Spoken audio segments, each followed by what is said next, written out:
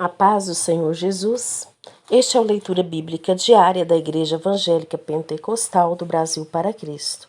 Eu sou a diaconisa Joana Bonfim e coopero nos trabalhos da Igreja de Valparaíso de Goiás, aqui na etapa D.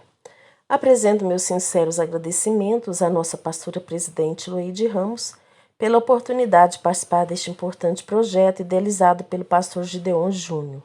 Estou de volta para comentar o capítulo 31 de 2 Crônicas. Em 2 Crônicas, capítulo 31, o reformador Ezequias tinha purificado o templo e seus ministros e reconstituído a Páscoa, bem como é de se presumir as 3 festividades anuais obrigatórias, a Páscoa, o Pentecoste e os tabernáculos, com grande zelo e devoção. O rei Ezequias ele removeu os ídolos e altares pagãos que haviam se proliferado durante os reinados anteriores, restaurando a adoração a Deus no Templo de Jerusalém. Uma das medidas mais notáveis mencionadas é a designação dos sacerdotes e levitas para os devidos serviços do templo. Ezequias também incentivou o povo a trazer ofertas e contribuições para sustentar o culto e os sacerdotes. Em sua apostasia, Acás tinha descontinuado o templo. Em 2 Crônicas, capítulo 29, versículos 3, 6 e 7. Ezequias, porém, reabriu o templo e encorajou os ministros a começar a operar novamente. Em 2 Crônicas, capítulo 31, versículos 1 e 2.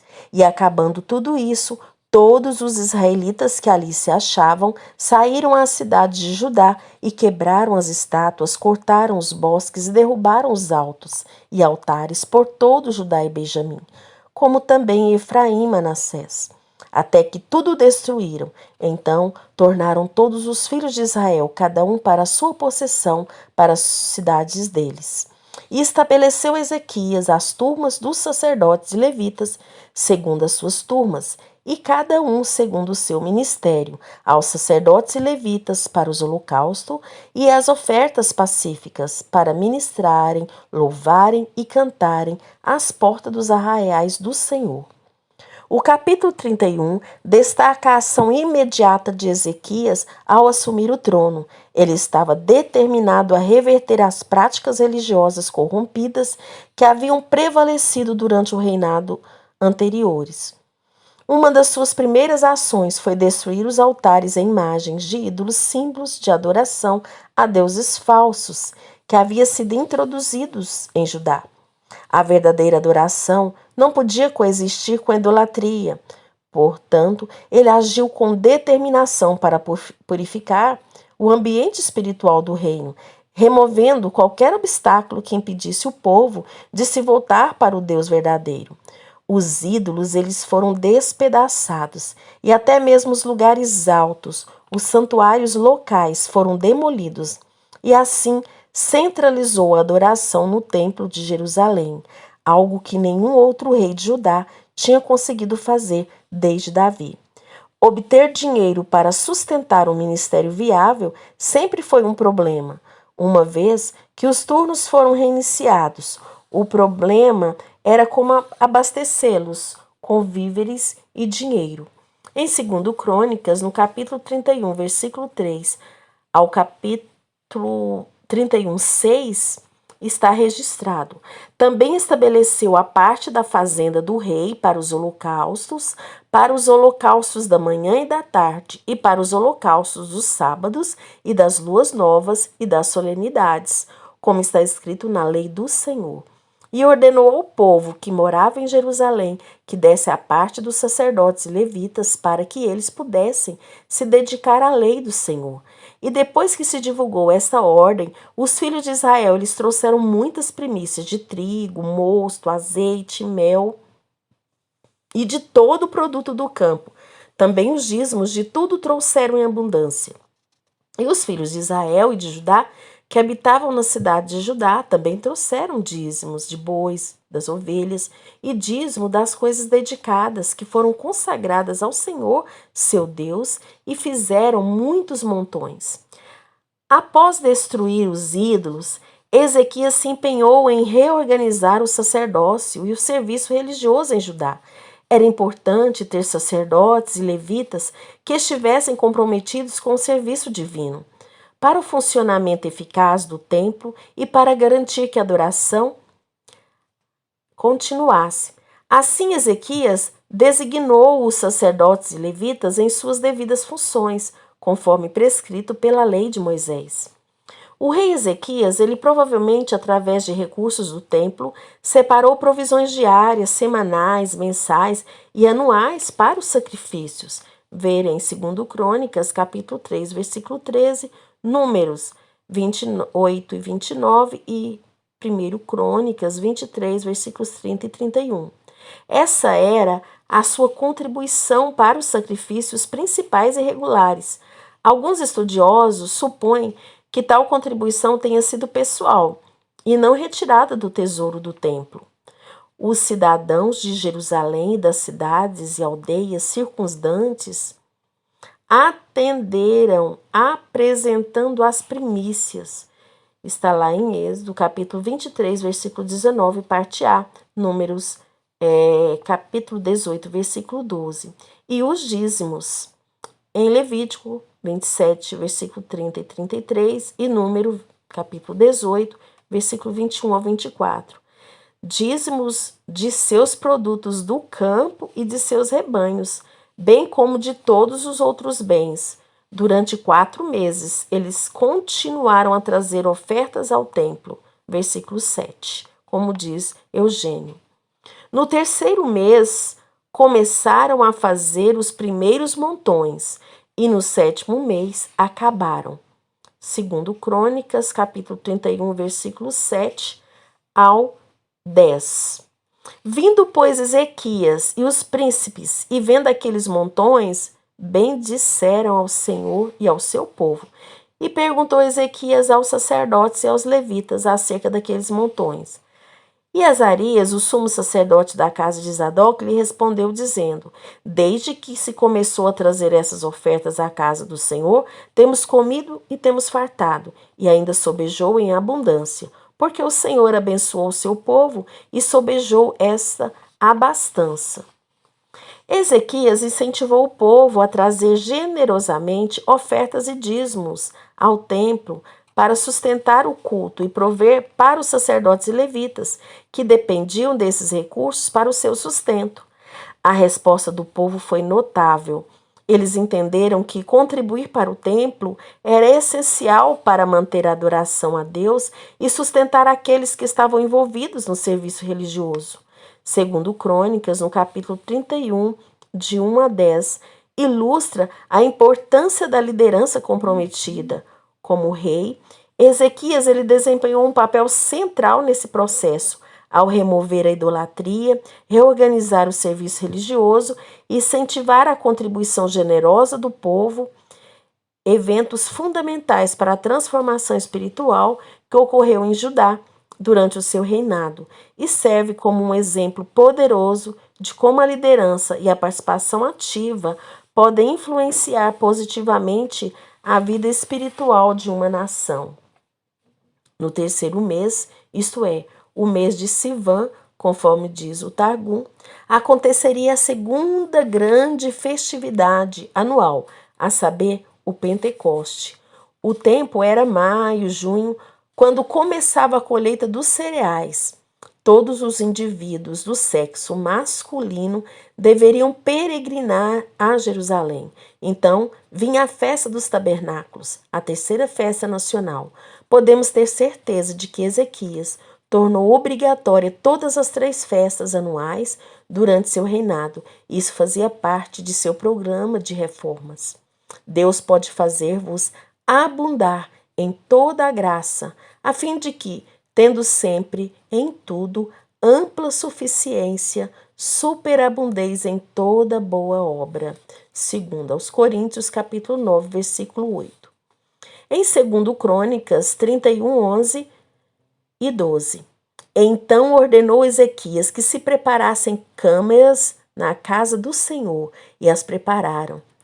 Ali recolheram fielmente as ofertas e os dízimos e as coisas consagradas, e tinham um cargo disto Conanias, o levita principal, e Simei, seu irmão, o segundo.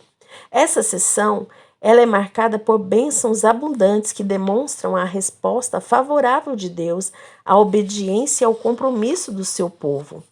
Após o rei ter ordenado a restauração da adoração a Deus e a organização do serviço religioso, o povo respondeu com um coração generoso e uma devoção sincera. O versículo 11 relata que a quantidade de contribuições ultrapassou até o máximo necessário para a manutenção do templo e seus ministros, e foi preciso preparar armazéns especiais para acomodá-las. E o versículo 12 destaca que os sacerdotes e levitas que estavam encarregados de distribuir as ofertas e os dízimos fizeram isso com fidelidade, garantindo que cada um recebesse sua porção justa. O levita Conanias foi nomeado supervisor geral dos armazéns. Ele seria responsável por verificar o destino dos produtos e por assegurar que não haveria furto nem erro na distribuição. Em 2 Crônicas, no capítulo 31, do versículo 13 ao versículo 19, diz: E Jeiel, Azarias, Naate, Azael, Jerimote, Zozabade, Eliel, Ismaquias, Maate e Benaia eram superintendentes sobre a direção de Conanias e Simei, seu irmão, por mandato do rei Ezequias e de Azarias, líder da casa de Deus. E Coré, filho de Ímina, o levita, porteiro do lado do Oriente, estava encarregado das ofertas voluntárias que se faziam a Deus para distribuir as ofertas alçadas do Senhor e as coisas santíssimas. E debaixo das suas ordens estavam Éden, Miamim, Jesua, Semaías, Amarias e Secanias, nas cidades dos sacerdotes, para distribuírem com fidelidade a seus irmãos, segundo as suas turmas, tanto aos pequenos como aos grandes. Exceto os que estavam contados pela genealogia dos homens, da idade de 3 anos para cima, a todos os que entravam na casa do Senhor para a obra de cada dia, no seu dia, pelo seu ministério, nas suas guardas, segundo as suas turmas. Quanto ao registro dos sacerdotes, foi ele feito segundo as suas famílias, e o dos levitas, da idade de 20 anos para cima, foi feito segundo as suas guardas nas suas turmas. Como também conforme as genealogias, com todas as suas crianças, suas mulheres e seus filhos e suas filhas, por toda a congregação, porque com fidelidade estes se santificavam nas coisas consagradas. Também dentre os filhos de Arão, os sacerdotes, que estavam nos campos dos arrabaldes das suas cidades. Em cada cidade havia homens que foram designados pelos seus nomes para distribuírem as porções a todo o homem entre os sacerdotes e a todos os que estavam contados entre os levitas. Essa parte do texto detalha como as ofertas e dízimos foram distribuídos entre os sacerdotes e levitas que serviam no templo. Ezequias assegurou que cada membro da classe sacerdotal recebesse uma porção suficiente para atender às suas necessidades, permitindo-lhes que se concentrar completamente em suas responsabilidades religiosas.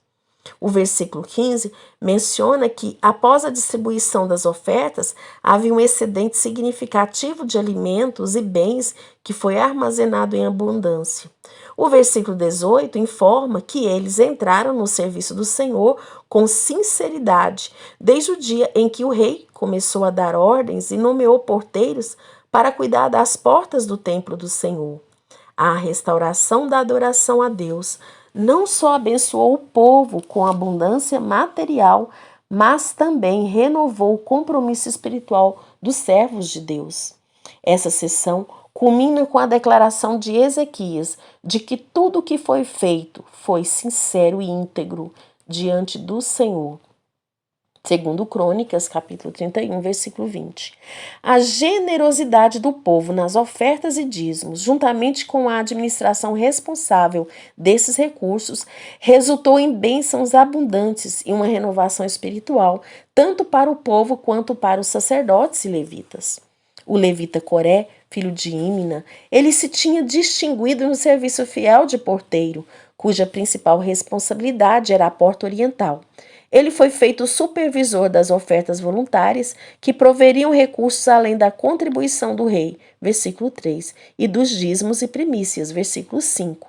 Este versículo com 1 Crônicas, capítulo 9, versículo 18, e Deuteronômio, capítulo 12, versículo 17, quanto às ofertas voluntárias. Para distribuir as ofertas, o Senhor, a fim de dar a Terumã de Yahvé, ou seja, a porção das oferendas que, embora consagradas ao Senhor, eram transferidas por ele aos sacerdotes. Ver em Levítico, capítulo 7, versículo 14 ao 32, 10, 14 e 15. Elicote. Coré tinha 6 associados que tinham o dever de distribuir os produtos aos sacerdotes que viviam nas 13 cidades fora de Jerusalém, segundo Crônicas, capítulo 31, versículo 14 e 15. Os levitas só receberiam porções dos 20 anos de idade para cima. Ver em 1 Crônicas, capítulo 23, versículo 24. Registros genealógicos eram guardados cuidadosamente e somente pessoas autênticas e dignas recebiam os dízimos e as ofertas, e se fossem sacerdotes, tinham de ser levitas, da linhagem de Arão. Ao que parece, as crianças eram permitido acompanhar os pais ao templo e comer com eles dos sacrifícios, diz Elicote. Os ministros eram totalmente dedicados ao culto divino por tempo integral. Eles viviam do evangelho, em 2 Coríntios, capítulo 9, versículo 6 ao 14. Lá em 2 Crônicas, capítulo 31, do versículo 20 ao 21, diz: E assim fez Ezequias em todo o Judá, e fez o que era bom e reto e verdadeiro perante o Senhor seu Deus. E toda a obra que começou no serviço da casa de Deus, e na lei, e nos mandamentos para buscar a seu Deus, ele a fez de todo o seu coração e prosperou. A seção final do capítulo 31 de 2 Crônicas lança luz sobre o papel central que o rei Ezequias desempenhou na restauração espiritual de Judá e como sua liderança íntegra e devota foi fundamental para as mudanças significativas que ocorreriam na nação. O versículo 20 começa enfatizando a virtude e a retidão de Ezequias diante do Senhor.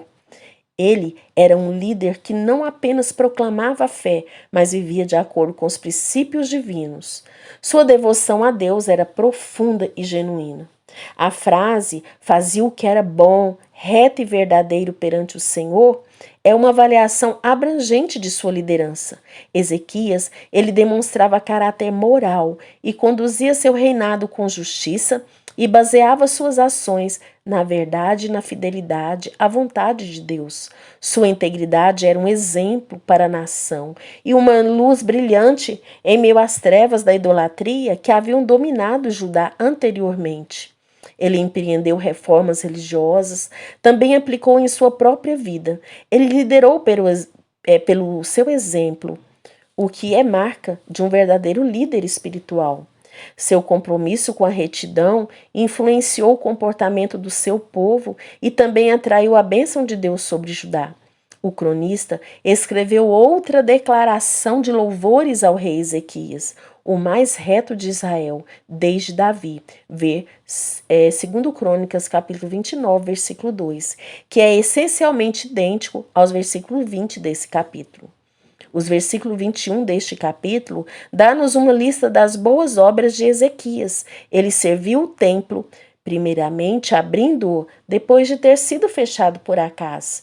2 Crônicas, capítulo 29, versículo 3. Ele restaurou o culto do templo, o iavismo, que reis apóstatas tinham desfigurado. Também a lei mosaica. O último versículo do capítulo 31 é uma conclusão apropriada para a narrativa. Ele ressalta a busca constante e fervorosa de Ezequias por Deus. O versículo declara: em tudo que empreendeu no serviço de Deus, procurou o seu Deus de todo o coração e por isso prosperou. Aqui encontramos uma conexão direta entre a busca de Deus por parte de Ezequias e a prosperidade do seu reinado. O sucesso de Judá estava ligado às reformas religiosas, à gestão responsável dos recursos e, principalmente, à busca contínua e sincera do rei por Deus. A restauração da adoração a Deus não era um mero dever religioso, mas uma paixão. Ezequias buscava o Senhor de todo o coração, demonstrando uma devoção profunda e constante. Essa ênfase na busca de Deus é um lembrete poderoso de que a prosperidade genuína não é meramente uma questão de esforço humano ou estratégia, mas está intrinsecamente ligada à nossa relação com o Senhor. Quando colocamos Deus no centro de nossas vidas e buscamos a sua vontade de todo o coração, encontramos a verdadeira prosperidade espiritual. A expressão de todo o coração o fez foi usada por 6 vezes pelo cronista. Ver também em 1 Crônicas, no capítulo 29, versículo 9, e 2 Crônicas 6, 14, 15 15. O rei obedeceu à lei e a perpetuou por causa de sua espiritualidade e não apenas como matéria de forma e de política. Foi por essa razão que ele foi citado junto com os mais ilustres dentre seus antecessores. Vê em 2 Reis, capítulo 18, versículo 5. E prosperou nas questões religiosas, nas questões do Estado e em sua vida pessoal. Deuteronômio, capítulo 6, versículo 5. O mandamento de amar a Deus de todo o nosso coração.